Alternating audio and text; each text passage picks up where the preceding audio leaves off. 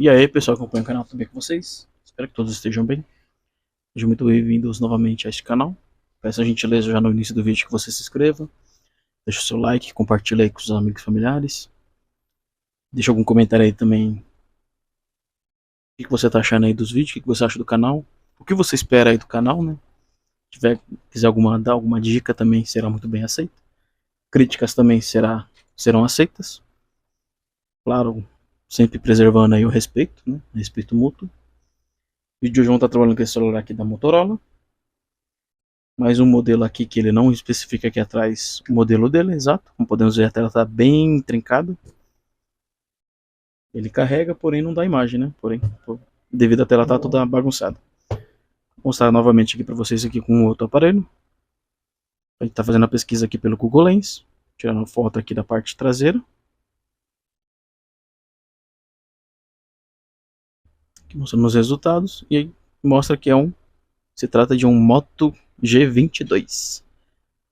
Então vamos estar fazendo aí a substituição da tela desse Moto G22. E como de praxe, vou estar aqui acelerando o vídeo, fazendo aqui a abertura do aparelho, substituição e teste do touch, né? Fazer o aparelho ligar, fazer a substituição do touch do display e verificação do touch dele, está tudo ok. E já volto finalizando o vídeo com o serviço realizado. Novamente, eu vou deixar vocês um pouquinho de castigo no time-lapse.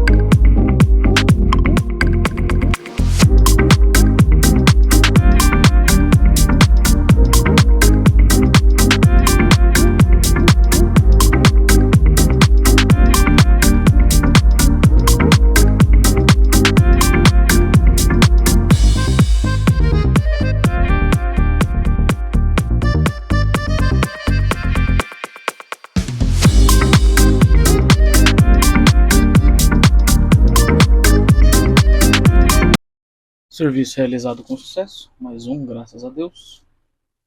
Deixar agora secando aqui a cola da tampa traseira. Assim que secar, fazer a limpeza e colocar aqui a película dele, né? Película que veio é de um Moto G22, porém, segundo o fornecedor, é compatível com o Moto G22. Então espero que vocês tenham gostado aí do vídeo. Não se esqueça de se inscrever, deixar o like, compartilhar com os amigos e familiares, deixar no comentário também o que está achando aí do canal. Agradeço a todos pelo apoio até o presente momento. Deus abençoe a todos que assistiram o vídeo até o final. Até o próximo vídeo, pessoal. Tchau, tchau. Aquele forte abraço.